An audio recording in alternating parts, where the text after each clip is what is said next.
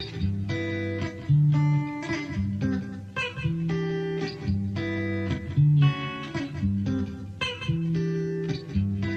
faut revoir techniquement le cahier de charges. Est-ce que ces cahiers de charges répondent aux conditions actuelles? Ça, c'est quelque chose de très important. Et puis voir, quand on passe le marché aux Congolais, c'est vrai, c'est pas une mauvaise chose, mais on passe ce marché à des Congolais. Qui sont ces Congolais-là? Quelle est l'expertise que ces Congolais ont, par exemple? Vous comprenez un peu? Si ce sont des entreprises, ces entreprises répondent à quelles conditions? Ça, c'est très important. Est-ce que ces conditions sont d'ordre technique, d'ordre administratif ou bien d'ordre financier? Comment est-ce que les paiements vont se... Tout ça va de pair avec la réalisation de ces travaux-là. Donc on ne peut pas se dire que bon, voilà, on est en train de réaliser des travaux et négliger par exemple le financement des travaux, négliger l'aspect technique, négliger l'aspect administratif. Tout cela doit aller de pair. Alors, il est très important que ceux qui accompagnent aussi le chef de l'État dans ce façon, je dis accompagner le chef de l'État, ceux qui l'entourent, bien sûr, ses conseillers, ils doivent nous expliquer aussi à la population comment ces travaux sont en train de se dérouler. Parce que quand on parle de 100 jours, certaines personnes peuvent penser que dans les 100 jours, c'est fini, il y aura des ouvrages qui seront terminés, il y aura la réception définitive et puis c'est fini. Donc c'est quelque chose qu'il faut aussi, il faut faire un effort de ce côté-là pour expliquer. Par exemple, quand vous prenez les 100 jours, techniquement parlant, est-ce que les 100 jours sont 100 jours ou bien les 100 jours c'est lancement des travaux, exécution des travaux, constat des travaux, réception provisoire, réception définitive des travaux. Dans les 100 jours, qu'est-ce qui va se passer? Une fois qu'on aura fait le constat, il y aura prolongation des travaux. Tout ça, ça fait partie de l'aspect technique. Vous voyez un peu. Il y a les contraintes naturelles, par exemple, le climat. Je vous ai parlé j'ai pas allusion à ça. Donc il faut tenir compte de tous ces paramètres et bien faire comprendre, parce que quand vous parlez que techniquement parlant, c'est tout ce que je suis en train de vous dire là. Et la technique doit aussi être claire afin que l'explication auprès de la population soit aussi claire. Le citoyen congolais que je suis ne peut qu'applaudir de deux mains les efforts du président parce que, vous savez, en 100 jours, faire ce que nous sommes en train de voir, qui prépare les 100 jours, eh bien, il faut les faire, il faut les féliciter. Donc, nous sommes là, nous observons, nous croyons à la réussite et c'est le seul chemin qui peut nous mener vers le développement.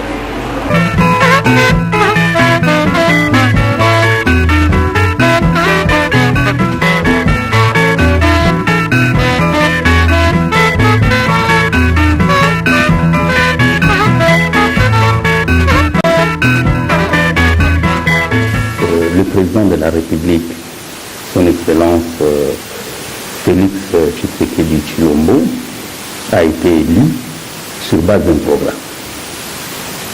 Et ce programme a été intitulé Programme de reconstruction, de réforme de l'administration publique et de lutte contre la pauvreté. Et à ce titre-là, dans un système semi-présidentiel comme le nôtre, le président de la République a le droit, puisqu'il a été élu au suffrage universel direct, il a le droit d'appliquer son programme. Et comme c'est un homme pragmatique, il n'a pas attendu le gouvernement avant de commencer d'appliquer. De toutes les façons, c'est lui le chef de l'exécutif. Il a commencé d'appliquer son programme sur base duquel il a été élu. Il a institué un programme minimal de 100 jours. Mais en réalité, c'est parce qu'il veut gagner du temps, se mettre directement au travail. Il a résumé son programme pour essayer de répondre aux besoins de notre peuple. Voilà pourquoi il a souligné les axes fondamentaux de son programme.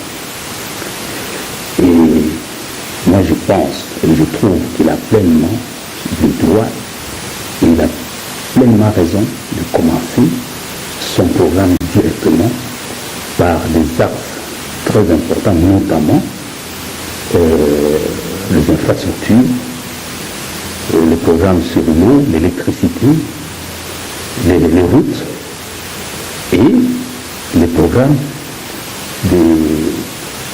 de mobilisation de la population vers la paix. Il a commencé là où il devrait commencer, notamment en lançant un programme minimal. Ce programme minimal qui se réfère aux routes, à l'eau, à l'électricité et à la refondation de l'homme. Il a libéralisé les manifestations publiques qui pouvaient être un motif de frustration de nos populations. Aujourd'hui, les gens manifestent librement leurs besoins et sur base desquels c'est une occasion pour le président de la République de capter aussi les besoins de notre peuple. Mais je pense qu'il est en train de lancer un nouveau deal pour le Congo, comme l'a fait par exemple Roosevelt aux États-Unis lors de la crise en 1929. Il a lancé un New Deal, c'est-à-dire il a lancé les grands axes qui ont permis de développer les États-Unis. Et aujourd'hui, le président Félix Antoine Tshisekedi Tshilombo, c'est un réformateur. Il vient avec une nouvelle politique directe, de gouvernance directe. Il a libéralisé la gestion du pays où tout le monde peut participer. Donc il est en train d'instaurer une gouvernance directe basée sur la transparence, basée sur le contrôle des infrastructures à développer immédiatement. Vous verrez vous-même les changements. Aujourd'hui, c'est un programme minimal, mais vous sentez déjà que Kinshasa bouge. Les routes sont en train d'être refaites et on sort petit à petit de ce programme des patrons pour aller vers un programme social. C'est-à-dire que ce n'est plus seulement l'élite qui contrôle les richesses, qui contrôle les revenus du pays, mais c'est la population qui participe à la gestion. Donc par rapport à cela, les routes, c'est un acte essentiel.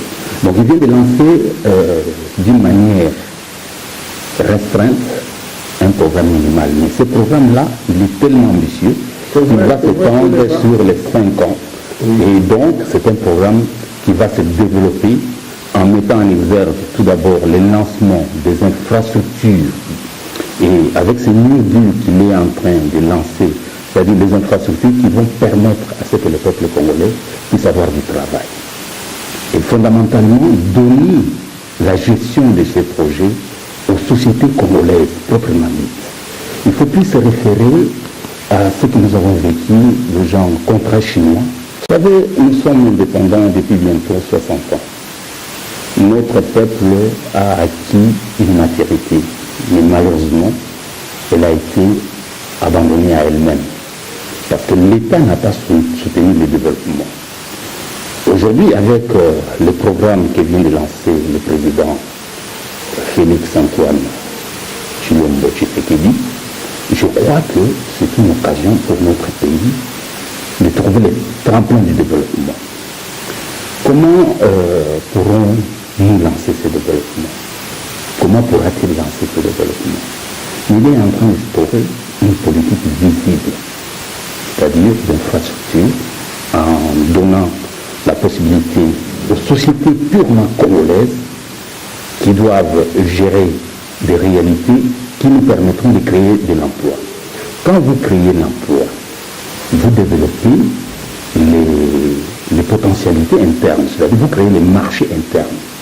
Et ces marchés internes, avec le développement d'infrastructures, l'État va investir et les privés aussi viendront par la suite. Parce que si vous voulez industrialiser un pays qui a un retard si énorme comme la République démocratique du Congo, il faut commencer par un engagement d'État.